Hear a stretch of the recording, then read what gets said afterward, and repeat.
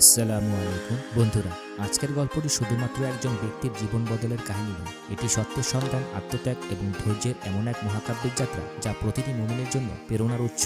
আমরা কথা বলছি এক মহান সাহাবী সালমান আল ফারসি রাদিয়াল্লাহু আনহু এর জীবনী নিয়ে। পারস্যের সম্ভ্রান্ত পরিবারে জন্ম নিয়ে তিনি পাড়ি দিয়েছেন এক দীর্ঘ ও কষ্টসাধ্য যাত্রাপথ। নিজের আরামদায়ক জীবন, পরিবার এবং ধর্মকে ত্যাগ করে তিনি আল্লাহর সত্য ধর্ম খুঁজে পেতে শৃঙ্খলাবদ্ধ হয়েছেন, দাসত্ব নিয়েছেন, কিন্তু কখনো তার বিশ্বাসের উপর থেকে আস্থা হারাননি। বন্ধুরা, এই অসাধারণ জীবনের গল্পের মাধ্যমে আমরা শিখব ধৈর্যের শক্তি, বিশ্বাসের দৃঢ়তা এবং আল্লাহর পথে একাগ্র থাকার কি মহত্ব। আসুন শুরু করি তার সেই অনন্য যাত্রার কাহিনী। সালমান আল ফারসি রাদিয়াল্লাহু আনহু জন্মগ্রহণ করেন পারস্যের ইস্পাহান শহরে। তার নাম ছিল রোজবে। তিনি এক ধনী এবং সম্ভ্রান্ত পরিবারের সন্তান। তার বাবা ছিলেন একজন জমিদার এবং স্থানীয় অগ্নিপূজার পুরোহিত। ছোটবেলা থেকেই সালমান ছিলেন মেধাবী, ধর্মপ্রাণ এবং পরিবারের ধর্মীয় রীতিনীতিতে নিবেদিত। তার প্রধান দায়িত্ব ছিল পারিবারিক অগ্নি মন্দিরের পবিত্র অগ্নিকে রক্ষণাবেক্ষণ করা। এটি একটি বিশাল দায়িত্ব ছিল এবং তার পিতা আশা করেছিলেন যে সালমান তাদের পারিবারিক ধর্মের এক মহান পুরোহিত হয়ে উঠবেন। কিন্তু ছোটবেলা থেকে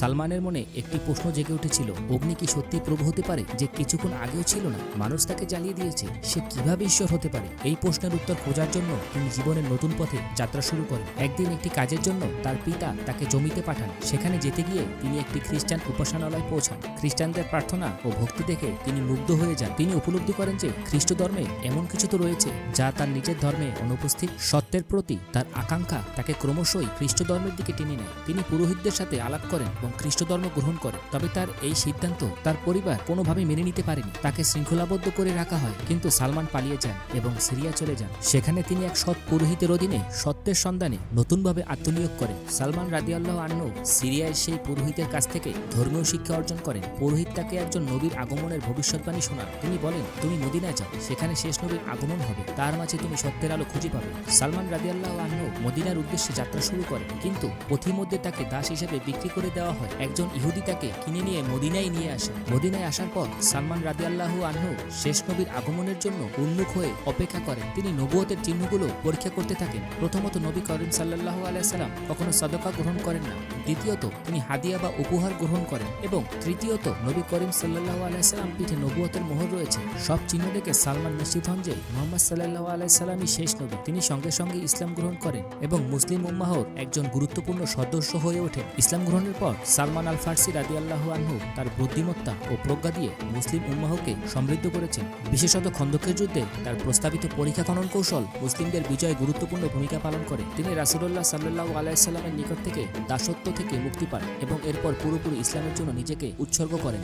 সালমান আল ফারসি রাদিয়াল্লাহু আনহু এর জীবন আমাদের শিক্ষা দেয় যে সত্যের পথে চলতে কখনো সহজ নয়। তার যাত্রা ছিল এক দীর্ঘ, কঠিন এবং পরীক্ষামূলক পথ, তবে তিনি কখনো দিশাহীন হননি। তার দৃঢ়তা, আত্মত্যাগ এবং আল্লাহর প্রতি অবিচল বিশ্বাস আমাদের জন্য চিরন্তন অনুপ্রেরণা। তার জীবন থেকেই আমরা শিখতে পারি যে সংকটের সময়ও যদি আমাদের বিশ্বাস দৃঢ় থাকে, তাহলে আমরা সফল হতে পারি। সালমান রাদিয়াল্লাহু আনহু এর জীবন আমাদের শেখায় যে একজন মানুষের প্রকৃত মূল্য তার ধর্মীয় আদর্শ ও নীতির উপর নির্ভর করে এবং সত্যপথে থাকার জন্য সকল বাধা বিপত্তি অতিক্রম করা উচিত। তিনি নিজের পরিবার, সমাজ এবং ধনী জীবনের সমস্ত কিছু ত্যাগ করেছিলেন শুধুমাত্র সত্যের সন্ধানে। তার আত্মবিশ্বাস, সাহস এবং সঠিক পথে চলার দৃঢ়তা আমাদের জন্য এক মহামূল্যবান শিক্ষা। বন্ধুরা, এই গল্প আমাদের জীবনকে ধৈর্যশীল হওয়া এবং সত্যের পথে অবিচল থাকার অনুপ্রেরণা দেয়। সালমান ফারসি রাদিয়াল্লাহু আনহু এর জীবন থেকে আমরা শিখতে পারি যে জীবনের যে কোনো কঠিন পরিস্থিতি থেকে বের হওয়ার উপায় হলো আল্লাহর উপর বিশ্বাস রাখা এবং সঠিক পথ অনুসরণ করা। যদি আমরা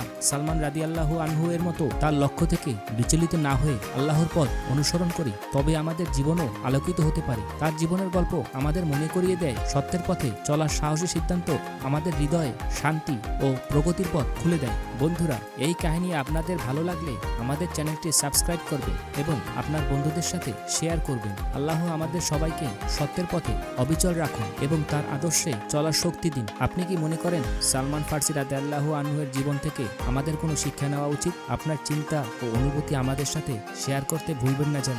আল্লাহ আমাদের সবাইকে সত্যের পথে পরিচালিত করুন। আমিন।